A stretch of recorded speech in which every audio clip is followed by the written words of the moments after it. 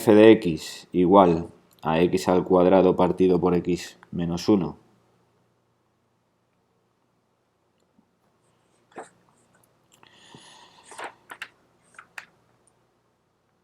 Calcular sus puntos críticos.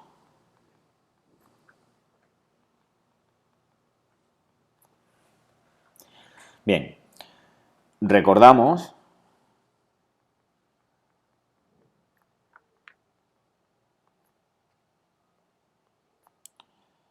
que para calcular los puntos críticos de una función teníamos una serie de pasos. El primer paso era calcular la primera derivada de la función. El segundo paso era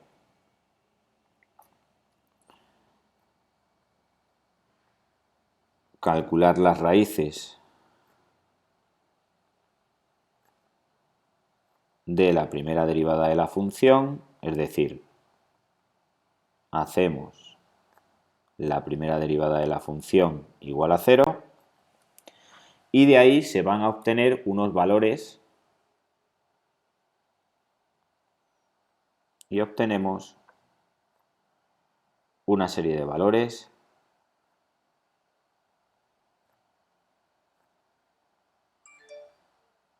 que pueden ser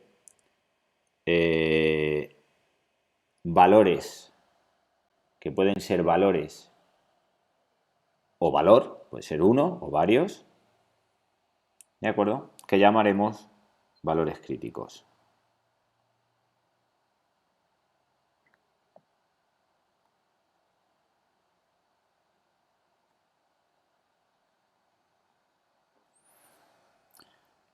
Paso 3.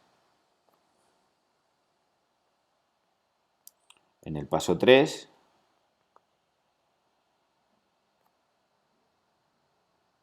sería el análisis de los valores críticos. El análisis de los valores críticos significa decir qué tipo de punto crítico vamos a tener.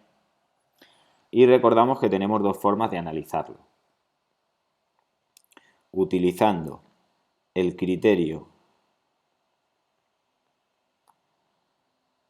de la segunda derivada,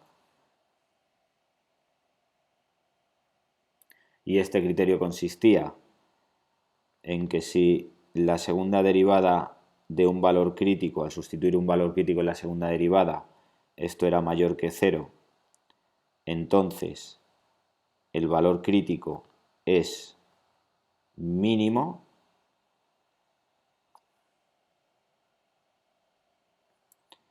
Si la segunda derivada al sustituir un valor crítico es igual a 0, entonces este valor crítico es un punto de inflexión.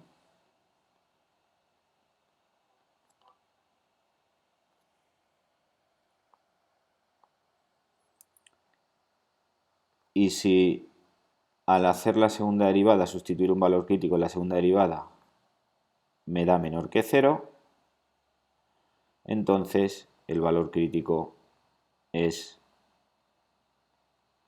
un máximo. Ese sería el criterio de la segunda derivada, que sería uno de los criterios que podemos usar. Y otro de los criterios que podemos usar sería el criterio, o el estudio, mejor dicho, no criterio, estudio del crecimiento.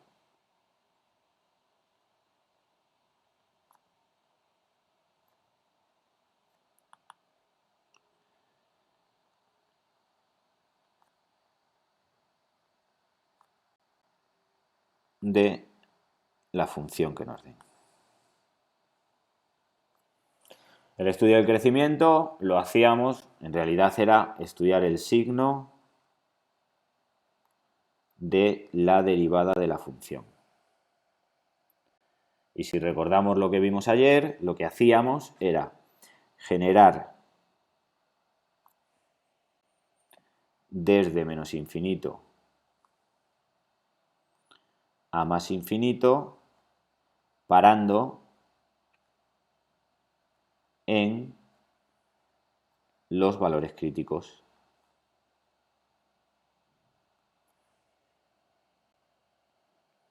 Y en cada uno de los trocitos de intervalo, cada uno de los intervalos obtenidos,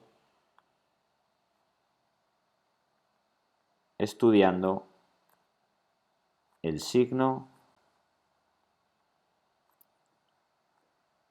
de esos intervalos, el signo, perdón, de la derivada de la función en esos intervalos. Y por último tenemos el paso 4,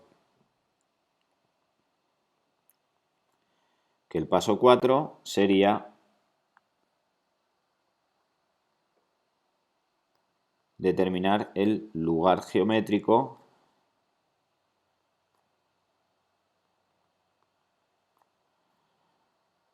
de cada valor crítico que hayamos obtenido. Determinar el lugar geométrico de cada valor que hayamos obtenido. Esto sería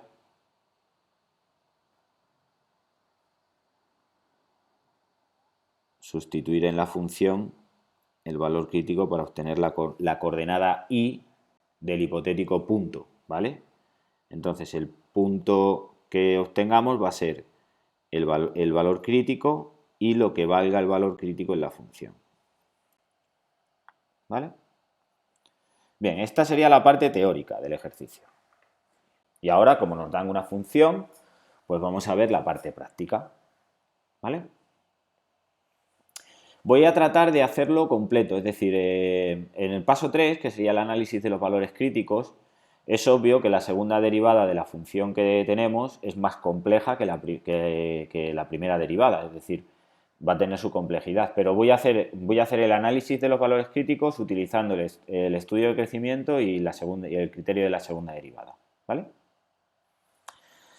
Bien, entonces, en nuestro ejercicio,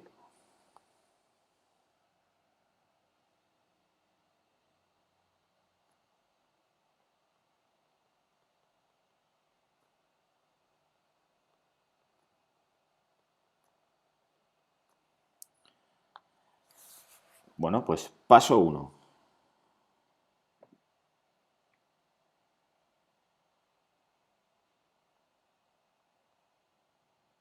En el paso 1 vamos a calcular la derivada de la función.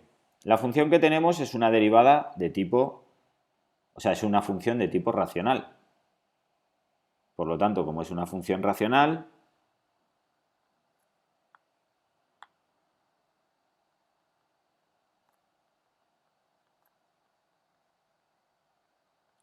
la derivada va a ser la derivada de un cociente. La fórmula de la derivada del cociente, si recordamos, la derivada de un cociente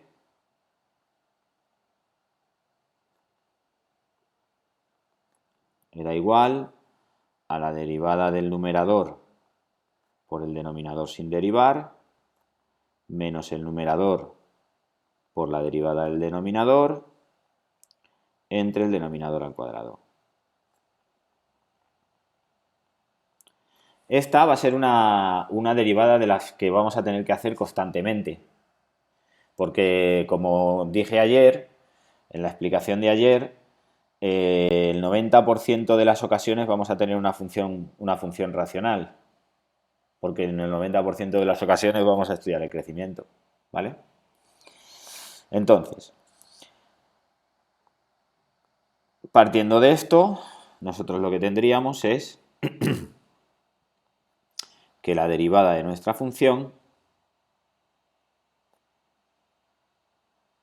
sería igual a la derivada del numerador por el denominador sin derivar, menos el numerador por la derivada del denominador, que la derivada del denominador es 1, entre el denominador al cuadrado.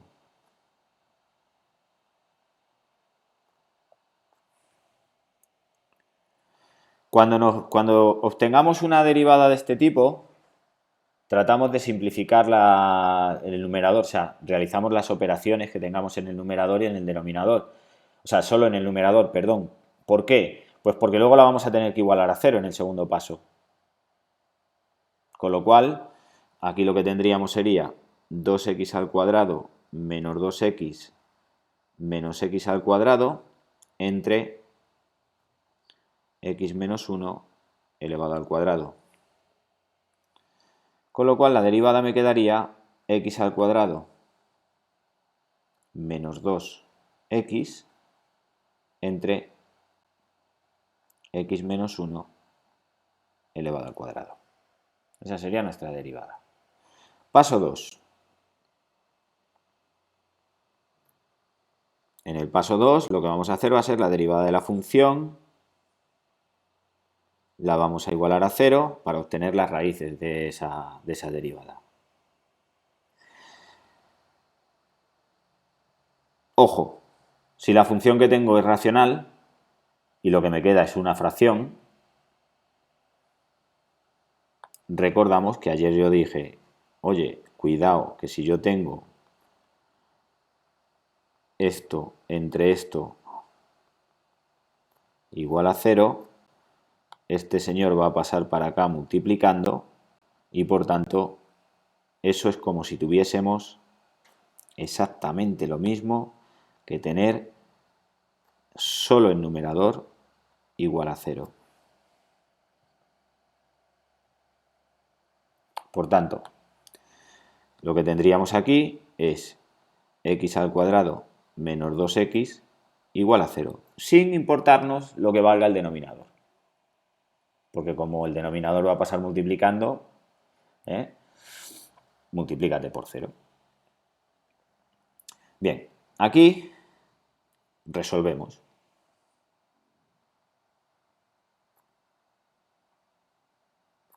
Entonces, para resolver esto es una ecuación de segundo grado incompleta, le falta el término independiente y lo que hacemos es sacar factor común x.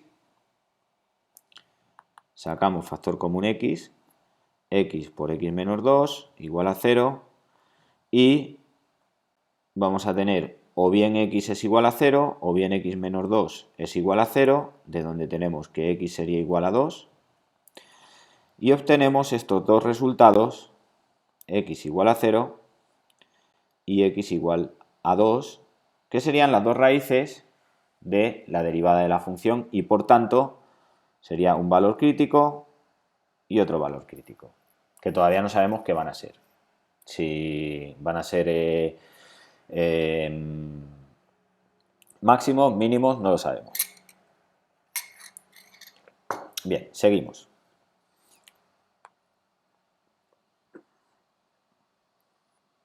Paso 3. Vamos a analizar ahora los valores críticos, pero como te he dicho, voy a hacerlo con las dos formas de análisis. ¿Vale? Por un lado, voy a utilizar el criterio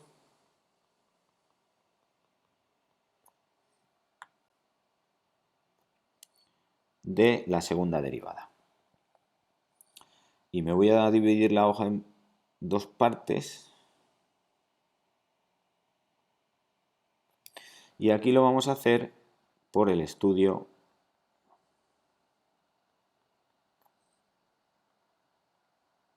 del crecimiento. Como digo, son métodos complementarios, es decir, usar uno o usar el otro va a depender de la complejidad que tenga la segunda derivada.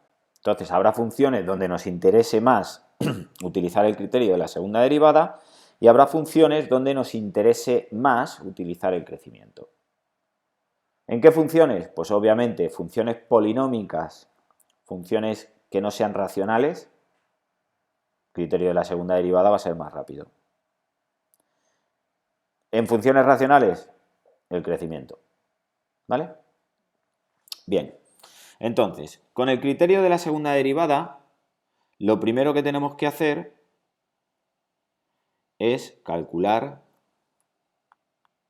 lo que haríamos sería calcular la segunda derivada de la función. La segunda derivada de la función es la derivada de la primera. Entonces, la primera es una función racional, la tengo ahí, por lo tanto sería derivada del numerador es 2x menos 2 por el denominador sin derivar, que es x menos 1 al cuadrado, menos el numerador, x al cuadrado menos 2x, por la derivada del denominador. La derivada de x menos 1 al cuadrado es 2 por x menos 1 elevado a la primera por 1, que sería la derivada de lo que tengo dentro, entre el denominador x menos 1 al cuadrado, o sea, x menos 1 a la cuarta. ¿Vale? Bien, un truco. Que yo haga el criterio de la segunda derivada no quiere decir que tenga que hacer la segunda derivada completamente. Es más, yo no la voy a hacer completamente. ¿Vale? ¿Por qué? Pues porque a mí me vale ahora, para utilizar el criterio de la segunda derivada, me vale solo con saber qué signo me va a dar la segunda derivada para cada uno de estos valores críticos que hemos calculado. Es decir, ver qué signo me va a salir cuando x valga 0 y ver qué signo me va a salir cuando x valga 2. ¿Vale? Bien, ahora ya lo que tendría que hacer sería pues sustituir o aplicar el criterio. Aplicar el criterio. Bien, pero antes de aplicar el criterio me voy a fijar en una cosa. Mira, si tengo una función racional, como es el caso, el signo va a depender del signo del numerador y del signo del denominador. ¿Vale? Porque si yo tengo numerador positivo y denominador positivo, va a ser positivo. Si tengo numerador negativo, denominador positivo. O sea, si tengo signos distintos en el numerador y en el denominador, va a ser negativo. Si tengo signos iguales, va a ser positivo. Pero ¿qué ocurre con el denominador? Con el denominador nos tenemos que fijar en que el denominador tiene una potencia par.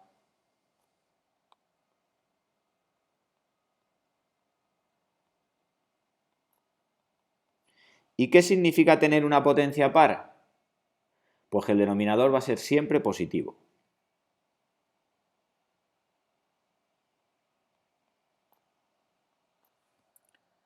Por tanto, me basta con fijarme en el numerador. ¿De acuerdo? No obstante, aplicando el criterio, nosotros lo que vamos a hacer va a ser decir, bueno, vamos a ver qué signo me da la segunda derivada en 0. Y la segunda derivada en 0 me da. Y por eso te he dicho que no hace falta desarrollar la segunda derivada. No hace falta hacer todo lo que tengo ahí en la segunda derivada. Yo lo que voy a hacer va a ser en la expresión de la segunda derivada voy a sustituir el 0. Entonces me queda 2 por 0, 0 menos 2, que multiplica a 0 menos 1 al cuadrado, menos 0 por 2 por 0 menos 1. ¿Vale? Entre signo positivo, porque sé que el denominador va a ser siempre positivo, va a ser una potencia par. Esto de aquí sé que va a ser 0, porque 0 multiplicado por algo va a ser 0. Y ahí me quedaría menos 2 por 1 entre signo positivo. O sea, que me va a quedar signo negativo porque me queda menos 2. Signo negativo, por lo tanto esto va a ser menor que 0. ¿De acuerdo? Por lo tanto, ya sabemos con este criterio que x igual a 0 es máximo, utilizando el criterio de la segunda derivada.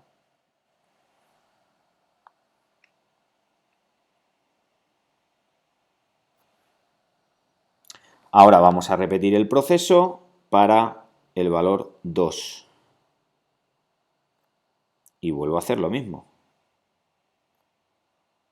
Denominador positivo, porque es una potencia par, y ahora voy a ir sustituyendo. Entonces me queda 2 por 2 es 4 menos 2, por 2 menos 1 es 1 al cuadrado, menos 4 menos 4, que es 0, me vuelve a quedar todo lo de después del signo del menos, me va a quedar 0, por 2 por 1, que es 4, por 2 por 1. 0 por 2 por 1. Con lo cual, aquí observo claramente que me va a quedar 2 partido por signo positivo, luego esto va a ser mayor que 0. ¿Y qué me quiere decir esto? Pues que x igual a 2 es mínimo.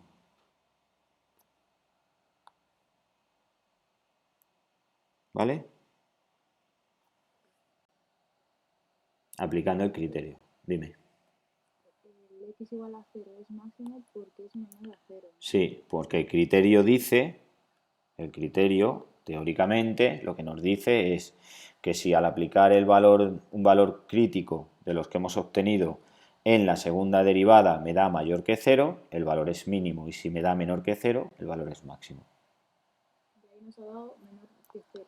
Aquí nos ha dado menor que 0 porque obviamente nos queda menos 2 entre un número positivo. Entonces me queda menos es menor que 0. Y sustituyendo el 2 nos sale positivo entre positivo, que es mayor que 0 siempre. ¿Vale? Bien. Observando, vemos que el criterio de la segunda derivada no es tan complicado. ¿Vale? Hay que tener cuidadito con hacer la segunda derivada bien. ¿Vale? Porque si no hacemos la segunda derivada bien, tenemos un problema, pero, amén de hacerla bien o no, nosotros podemos utilizar el criterio de la segunda derivada sin necesidad de desarrollar totalmente la segunda derivada, simplemente sustituyendo los valores en el primer paso de la segunda derivada. ¿Vale? Vamos a ver ahora en el estudio del crecimiento qué nos tiene que dar exactamente lo mismo. Es decir, para x0 y para x2 nos tiene que salir un máximo y un mínimo. ¿De acuerdo? Entonces, en el estudio del crecimiento nosotros lo que vamos a hacer va a ser generar intervalos para estudiar el signo de la derivada de la función. Es decir, vamos a estudiar el signo de la derivada de la función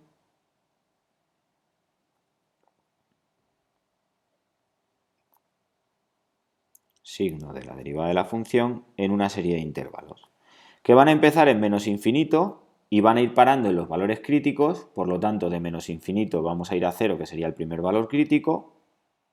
De 0 vamos a ir a 2, que sería el segundo valor crítico. Como ya no tengo más valores críticos, pues de 2 iríamos a infinito.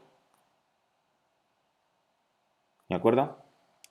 Y ahora vamos a ver qué signo tiene la derivada de la función si aquí nosotros aplicamos o damos una serie de valores significativos.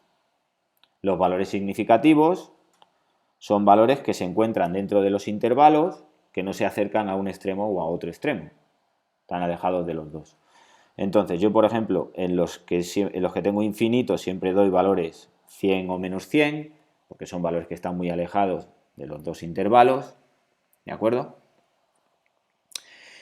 Y entre 0 y 2 pues voy a dar el valor 1. ¿Vale? Bien, si me fijo en la primera derivada, volvemos a tener una situación parecida a lo que nos pasaba en el criterio de la segunda derivada, que el denominador es una potencia par. Con lo cual, como lo que voy a estudiar es el signo, al ser una potencia par, sé que va a ser siempre positivo el denominador. Es decir, que me basta con ver lo que pasa con el numerador. Si el numerador es positivo o el numerador es negativo. Y eso es lo que me va a dar el signo de la derivada. ¿Vale? Entonces, si nosotros sustituimos el menos 100 en la primera derivada, ¿qué signo nos va a quedar? Pues menos 100 al cuadrado es como si fuese 100 al cuadrado, menos 200, con lo cual me va a quedar positivo. Si sustituimos el 1, nos va a quedar 1 menos 2, que eso es negativo. Y si sustituimos el 100, pues nos va a volver a quedar positivo. De manera que los signos que obtenemos en cada intervalo son positivo, negativo y positivo. ¿Vale? ¿Qué significado tiene? Pues tiene el siguiente significado. Por un lado, primero, intervalos de crecimiento.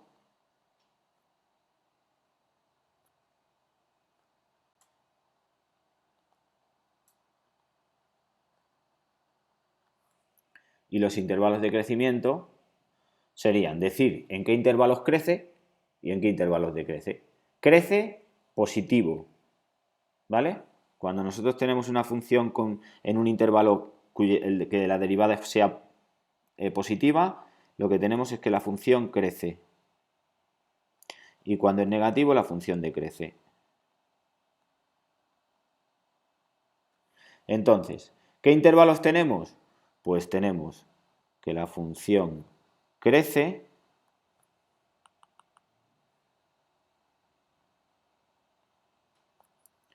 en menos infinito 0. Y cuando tengo varios intervalos, los colocamos con la unión. Unión 2 infinito. ¿Vale? Y f de x decrece en este caso el intervalo 0, 2. ¿Vale? Bien. Y por otro lado, en segundo término, máximos y mínimos.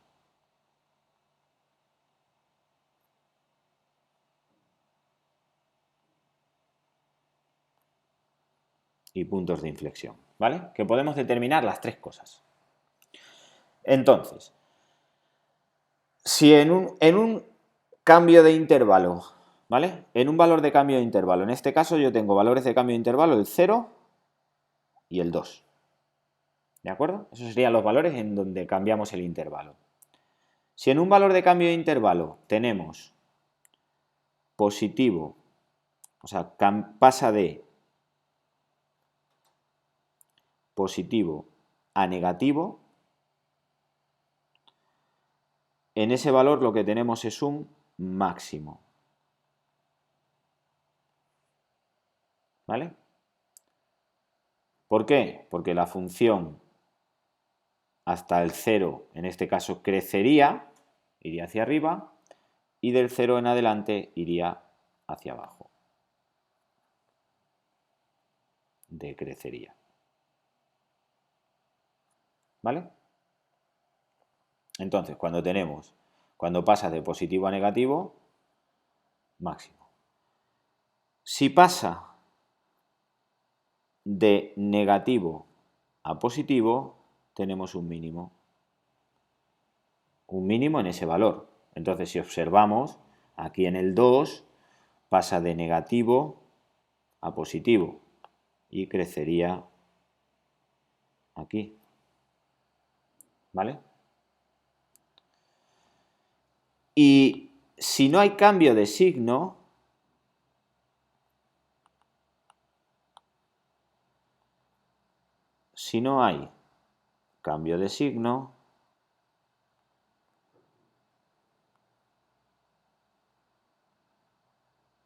quiere decir que la función sigue con la misma tendencia, entonces tengo un punto de inflexión.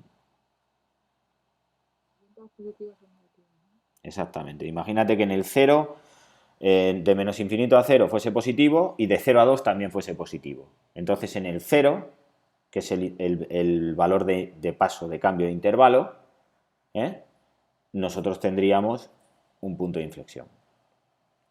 ¿Vale? Bien. Entonces, con esto nosotros podemos decir que en x igual a 0, como lo que tengo es un cambio de signo de positivo a negativo, tengo un máximo.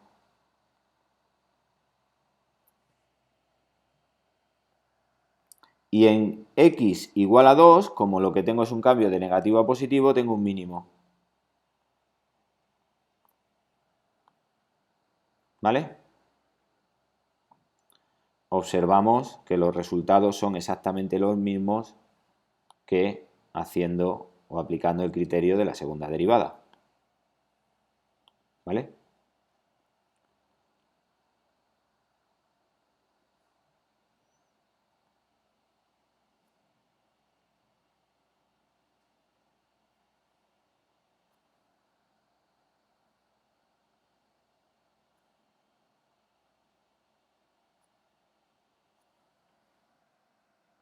Vemos que tenemos los mismos resultados haciendo el criterio de la segunda derivada que el criterio del crecimiento.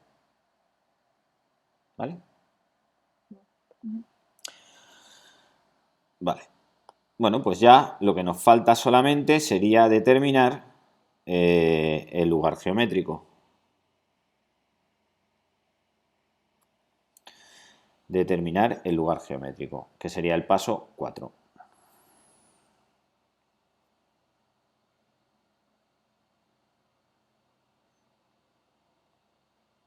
Paso 4, lugar geométrico. ¿Vale? El lugar geométrico es saber cuánto vale la función en el punto, en los valores críticos que tengo. ¿Vale? Entonces, para x igual a 0, nosotros tendríamos que el valor de la función en 0 es, me voy a la función, x al cuadrado partido por x menos 1, sería 0 partido por 0 menos 1, que es 0. Por lo tanto, tengo un punto, x0 era máximo, ¿verdad? Bueno, pues tengo un punto máximo en x0 y el valor de la y también me da 0.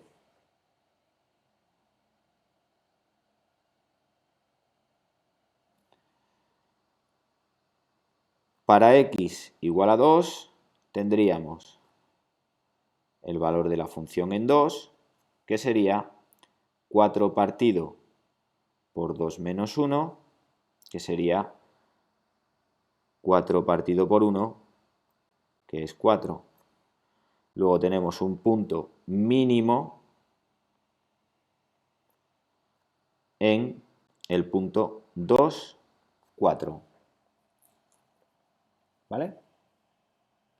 Es decir, que si yo tuviese una representación aproximada o tuviese que hacer la representación aproximada de esa función, en el punto 0, 0, aquí tendríamos un máximo, y en el punto 2, 4, aquí tendríamos un mínimo.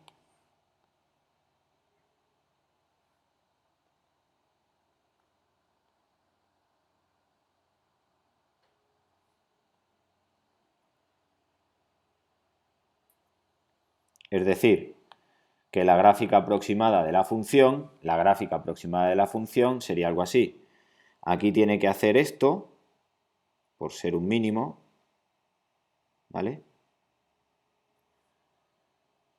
Y aquí tiene que hacer esto por ser un máximo.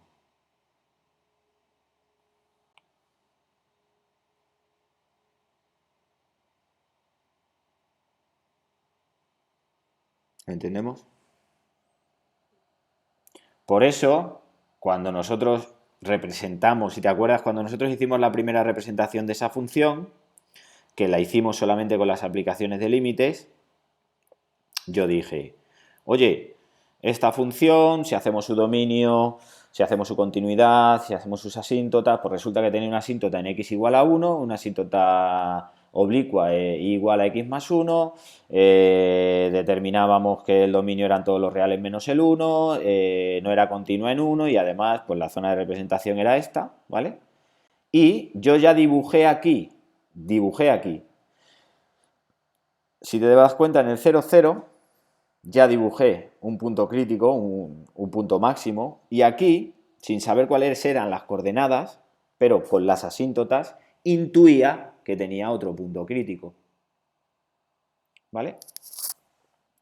Y ahora ya con esto, nosotros ya sí sabemos dónde están esos dos puntos, porque ya hemos encontrado mediante todo el proceso de cálculo